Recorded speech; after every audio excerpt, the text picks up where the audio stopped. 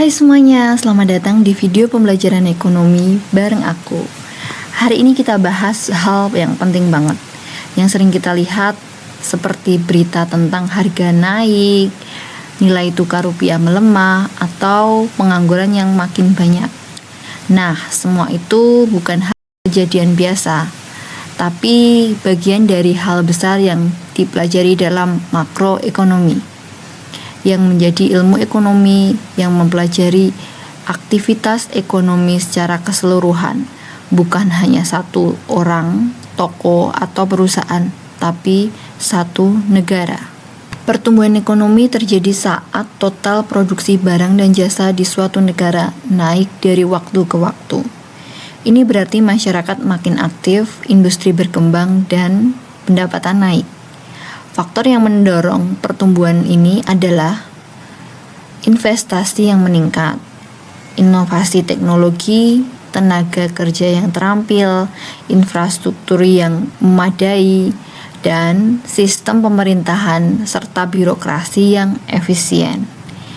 Pertumbuhan biasanya diukur lewat naiknya PDB atau Produk Domestik Bruto, terutama PDB real yang sudah disesuaikan dengan inflasi. Selanjutnya kita mau bahas pendapatan nasional.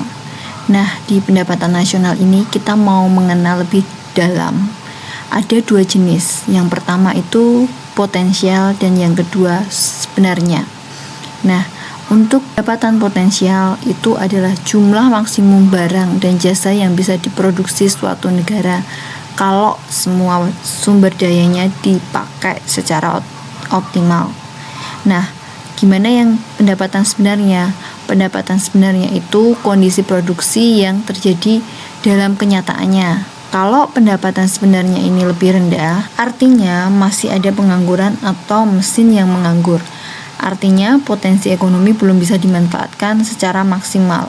Kita mengenal juga full employment output, yang mana kalau semua tenaga kerja, mesin, dan sumber daya digunakan secara efisien. Ini namanya output ideal.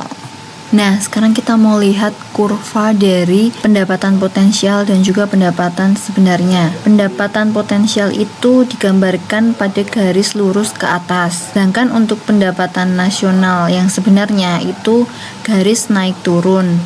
Ini adalah output nyata yang ada di dunia nyata. Kesimpulannya, kurva yang sebenarnya jika di bawah kurva potensial, ekonomi belum maksimal, banyak sumber daya yang menganggur. Kalau mendekati kurva potensial, ekonomi efisien dan ideal. Nah, gimana kalau melebihi? Nanti bisa menyebabkan inflasi yang tinggi. Kita mau belajar mengenai jurang PNB atau pendapatan nasional bruto. Kita mau lihat ada kasus nih. Bayangin negara itu bisa menghasilkan 1.000 triliun per tahun kalau semua orang bekerja, semua mesin jalan dan ekonomi stabil. Tapi kenyataannya gimana? Kenyataannya di sini benar-benar cuma menghasilkan 850 triliun. Nah, dari 1.000 ke 850 triliun itu ada selisih 150 triliun. Nah, 150 triliun ini yang disebut sebagai jurang PNB. Kenapa bisa ada jurang? Karena banyak yang menganggur, mesin nggak dipakai, permintaan barang atau jasa itu turun, dan ada krisis ekonomi. Seperti misalnya pandemi COVID-19 yang telah terjadi sebelumnya. Nah, dampaknya apa? Dampaknya itu negara belum produktif maksimal dan potensi ekonomi itu terbuang sia-sia, serta bikin pengangguran yang tinggi dan pendapatan masyarakatnya rendah. Tugas ekonom dan pemerintah di sini ngapain? Tugas mereka yaitu menutup jurang ini biar semua potensi bisa digunakan. Jika tidak ada jurang PNB, maka negara bisa bekerja secara efisien. Ekonomi itu naik turun, kadang tumbuh cepat, kadang melambat. Siklus ini disebut konjungtur atau siklus ekonomi. Siklus ini punya beberapa fase. Yang pertama adalah ekspansi, di mana ekonomi tumbuh tapi pengangguran turun. Yang kedua, di masa boom atau puncak pertumbuhan. Yang ketiga, resesi. produksi turun namun pengangguran naik. Yang keempat yaitu depresi, di mana di sini terjadi krisis ekonomi.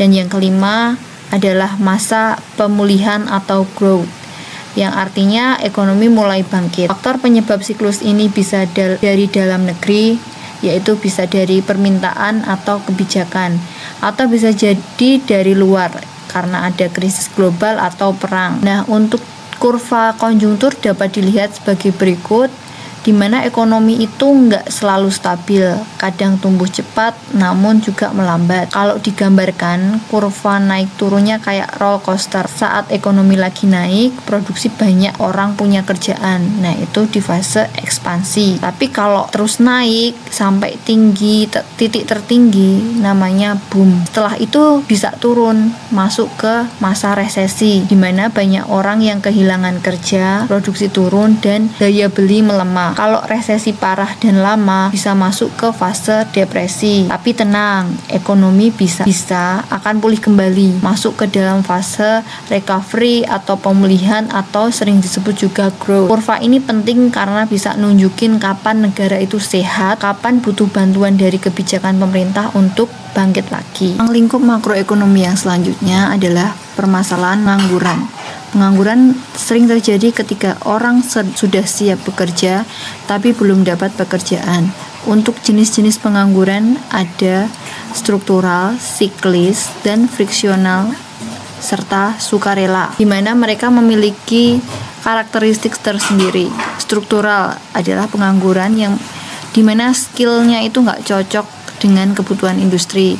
Nah, untuk pengangguran siklis itu karena adanya resesi ekonomi. Untuk pengangguran friksional disebabkan karena ada pindah kerja. Dan untuk sukarela, dia memilih untuk tidak bekerja. Semakin tinggi pengangguran, semakin rendah konsumsi masyarakat, dan itu memperlambat ekonomi.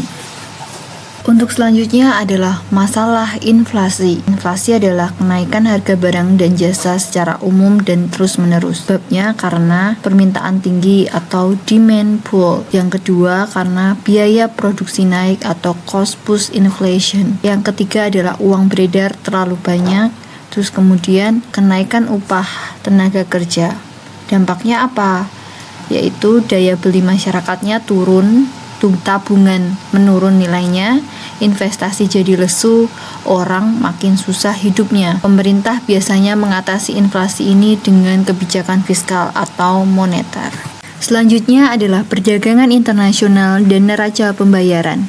Dalam dunia global, perdagangan antar negara penting banget. Ekspor membawa uang masuk, sedangkan impor membuat barang dari luar masuk. Semua transaksi luar negeri dicatat dalam neraca pembayaran yang terdiri dari neraca perdagangan atau barang, neraca jasa, dan neraca modal. Kalau ekspor lebih besar dari impor, artinya surplus. Tapi kalau kebalikannya, artinya adalah defisit dan bisa mempengaruhi nilai tukar rupiah. Jadi, ruang lingkup makroekonomi mencakup 1. Pertumbuhan ekonomi, 2. Pendapatan nasional, 3. Siklus ekonomi, 4. Pengangguran, 5. Inflasi, 6. Perdagangan internasional. Semua itu saling berhubungan. Tujuannya apa? Supaya ekonomi stabil, pembangunan merata, dan hidup makin sejahtera. Gimana? Mudahkan untuk dipahami? Semoga video ini bisa bantu kamu untuk lebih paham lagi soal ruang lingkup makroekonomi. Sampai ketemu di video selanjutnya.